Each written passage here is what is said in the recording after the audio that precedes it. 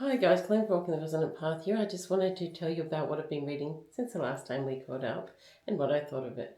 So firstly we'll start with The Hollow Sea, and that was by Annie Kirby. There you go, I'll read the blurb and tell you what I thought of it. The story goes that many years ago the remote North Atlantic archipelago of St. Hya was home to a monster. Her name was Thordis, and she had been adored. But when she was unable to provide for her husband with a child, he sought one elsewhere, and Thordis was driven to a terrible act before disappearing from her home. Today, lashed by storms and far from the mainland, the islands are dangerous. Many have been lost to the wild stretch of water known as the Hollow Sea. But to one visitor, it feels like a haven. After several years of trying to become a mother, Scotty has made her heartbreaking decision to leave her home and her husband in search of a fresh start. Upon her arrival on St. Hya, the islanders warn her against asking too many questions about Thordis, but Scotty can't resist the mystery of what happened to the woman whose life became a legend. So, firstly, I'd like to warn you there is unexpected animal slaughter, which really surprised and shook me, and I really didn't like it. So, I just want to warn you about that if you're going to read this. Also, there's things about infidelity, of course, infertility, because that's basically what the whole book is about, domestic violence, stuff like that. So, just understand that trigger warnings, those things, especially the animal one. Like the rest of the movie, a little expected. The animal slaughter was totally unexpected by me. So I don't really want you guys to go into it with that, with not knowing that. As for what I thought of it, well, the problem was I thought that all the people in it were very selfish and not in the way that you might think. I applaud anyone for doing what they want to do with their lives, and you guys know that. You do whatever you want as long as it resonates with your soul and you're not hurting anybody else. And as I say, if a woman wants to be single, have no children, good on her. If she wants to stop her IVF, excellent, good on her. And I actually applaud women that know what they want in terms of children, because there's enough unwanted children out there. There's enough people suffering trying to do IVF and struggling through it just because they think that they can't stop because they've been trying, they shouldn't stop. Now, I applaud all that. That's not the selfishness I mean at all, because I don't think those things are selfish, or even leaving her nice, good, supportive husband who was supportive to her. If you don't want to stay in a relationship, you shouldn't stay in one. What the selfishness I mean is I don't like the way she treated other people. She executed these things, like the really loving, supportive husband who had held her hand and been through all this with her and everything. She just basically said when she left him, tomorrow I'm going to an island off the Scottish coast to count seals, and I don't want to discuss it. You're just taking me there. Bye. That's it. That's not a regard for another person's feelings. Somebody who has been kind and supportive and nice to you. And I just really didn't like that attitude. And like her excuse was, oh, he's going to try to talk me out of it. Well, you stand in your own ground then. But you certainly don't treat people like dirt under your feet. And even if you ignored that selfishness, then there was the selfishness of the main protagonist, Scotty, not minding if she put people in danger when she wanted to find this little island, telling people she wanted to go into this dangerous sea and she didn't care what it did to them as long as she found the island. So, I just found her very selfish, and you're supposed to feel that she's connected with the sea and the waves and the mer people and all that. Well, at one point, she was going, oh, I don't really care how many seals I'm putting down on the seal count that I'm doing for the Conservation Society. I just want to find this island, that's more important. Well, that's not showing care for the marine creatures. But then in another part, with the whales breaching, then she looks like she's really concerned. So please, some consistency would be nice. Also, I really like the descriptions of the ocean, and there was some lovely writing in here. I also like the descriptions of the appearance of the mer people, but the mer people themselves were also selfish and just sat with other people's wives and did what they wanted when they thought if what they wanted was fine. So, I didn't like the selfishness of all the people in here. I really didn't particularly like anybody in here. Probably my favourite was Thordis, who was the Baron Witch, or who they called the Baron Witch. And I probably liked her the best, but even her I wasn't that invested in.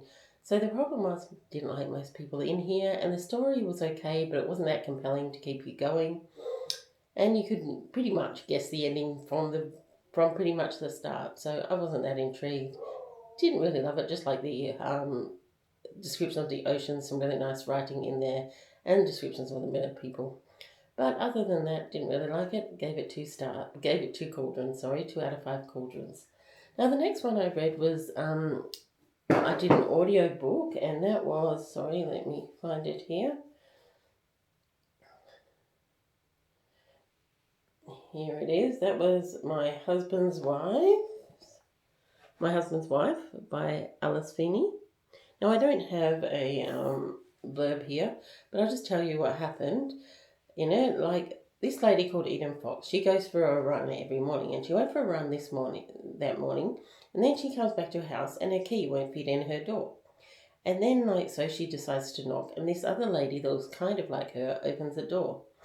And she says, "What are you doing in my house?" And she says, "Sorry, this is my house." And Eden Fox, the one that went for a run, goes, "No, this is my house." And she goes, "Who are you?" And the lady says, "I'm Eden Fox." And obviously the other lady goes, "No, I'm Eden Fox." And then from inside the house, the husband comes up and he goes to her, "Who are you?" And she goes, "I'm your wife. I'm Eden Fox. I've lived here forever." And her husband goes, "No, this is my wife," pointing to the lady next to him. "She's Eden Fox." So, that's basically the premise of the book, and then obviously the story keeps going, and we get to the end to find out, what's going on with these two different Eden Foxes, and who's who, and who's the right Eden Fox, and what's going on there. Now, I've heard some brilliant reviews of this book, and a lot of people love it, but I'm sorry, I wasn't one of them.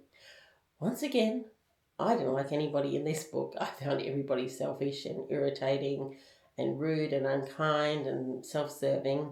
And I wasn't even that enthralled or compelled by the original Eden Fox. I didn't think that was anything that compelling or interesting, or we knew enough about her to really care about what happened to her. And you may think it may have been the audiobook narrators, but I actually didn't mind them. They were fine. I just got so freaking bored during the book. Because I thought most of them, the first about 3 to 4 chapters were good. And then it was just a whole lot of, to me, irrelevant padding and stuff that didn't matter, and just side stories that didn't really make a difference. I really thought it was just boring for 40, on audiobook, this is 64 chapters, and I was bored for 45 chapters. I liked the first 5 and the last maybe 10. But the rest was so boring. And I mean, I will admit the end is really good, and the last 10 chapters really good and fast-paced, and the first couple of chapters really good and fast-paced. The middle, slow and dull and boring, and I didn't like any of the characters. But for the really good hook at the beginning and the really excellent 10 chapters at the end, I will give it a 2.5 stars.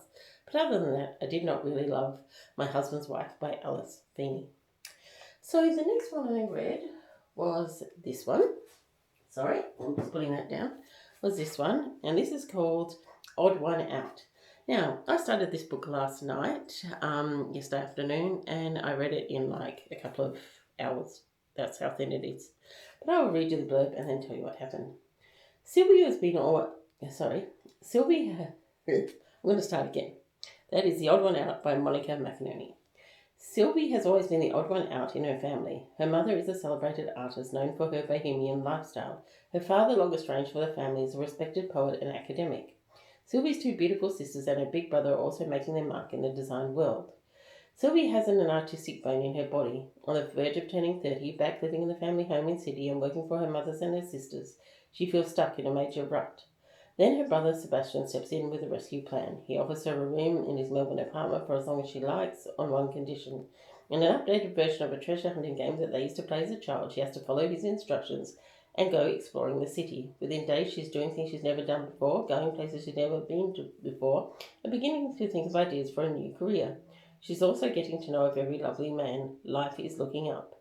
Then Sebastian reveals one final challenge. Right? Now, the sad thing was, I wanted a really light, fun read. And I loved the first half of this book. I was going, yes, this is exactly what I need. The people, I really liked the people. The treasure hunt was fun. The dares were fun. And I was like, great, this is just what I need.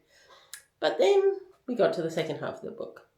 And instead of continuing that fun treasure hunt, dares, romance sort of stuff, and usually I'm not a romance lover. I hate romances generally because I think they're poorly done. But I actually like the 2 people in this that were seeming that they might have a romance, but there wasn't hardly any romance in it, which was really sad for something that I don't usually like, but I actually like these 2 people, so I wouldn't have minded seeing a romance between them.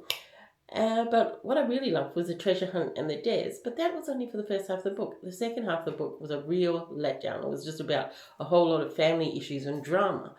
And I was just loving the light, fun side of it, and I really wish I'd have kept going. And the ending was okay, neither here nor there. It was a whatever sort of ending. And that really disappointed me. But because I really, really loved, and it gave me what I wanted in the first half of the book, I will give it 3.25 stars. So that is The Odd One Out by Monica McInerney. And then the final book I read is by Oak, Ash and Thorn by DJ Conway, Modern Celtic Shamanism. So I'll read you the blurb and tell you what I thought of it. Bring a new balance into your life. Many seekers are interested in shamanism because it's a spiritual path that can be followed in conjunction with any religion or other spiritual belief without conflict. But the Native American and African people were not the only cultures to traditionally practice shamanism. For centuries, shamanism was practiced by Europeans as well, including the Celts. By Oak, Ash and Thorn presents a modern system of Celtic shamanism inspired by old writings that suggest the Druidic order was not a sole system of Celtic religious practices, that other Celts who were neither Druids nor bards possessed and used shamanic powers in healing and prophecy. This practical guide, which blends the best of shamanism's old ways and new, tells you how to heal shamanically by correcting the color of your body's light centers through controlling and realigning your energy. Use shape-shifting to improve your spiritual and bodily existence and become invisible. Learn how to recognize the signs of a shattered soul and how to mend that soul. Divine by Celtic methods such as stones, omen sticks, and the Ogham alphabet. Find how to use magic and identify various beings while pathworking in 3 Celtic otherworlds, and take personal tests to help you understand your true feelings and motives in wanting to become a shaman. Up until now, very little has been written about the mystical practice of the Celts. This book about Celtic shamans will take its rightful place among the spiritual practices that helps us lead richer lives. I loved this book. This book was fantastic. So anyway, this book packs so much into it, like lots about fairies, lots about Irish history, lots about animal allies, about plants, about crystals, about cosmic beings, about and so much packed into it. And you all know I love things to do. And in every single chapter, there is at least one, sometimes 2 shamanic journeys and journaling you can do. But it packs so much information. Usually I wouldn't think a book this small could pack that much information in. But each chapter where she wrote about something was just crammed with information. And I absolutely loved it. Sorry, I said she. I don't even know if DJ Conway's a man or a woman. But this author just absolutely crammed the information in, and the information was fantastic, and the journeys were fantastic. I absolutely adored this book, and I think you will too if you're into shamanism and Celtic mythology. I just adored it, and I'm going to give it 5 out of 5 cauldrons. I loved this book. So that is by Oak, Ash and Thorn, Modern Celtic Shamanism by DJ Conway. It is awesome. 5 out of 5 cauldrons. I wanted to just tell you what I've been reading since I last talked to you. I hope you have a glorious day and do whatever resonates with your soul. Bye now.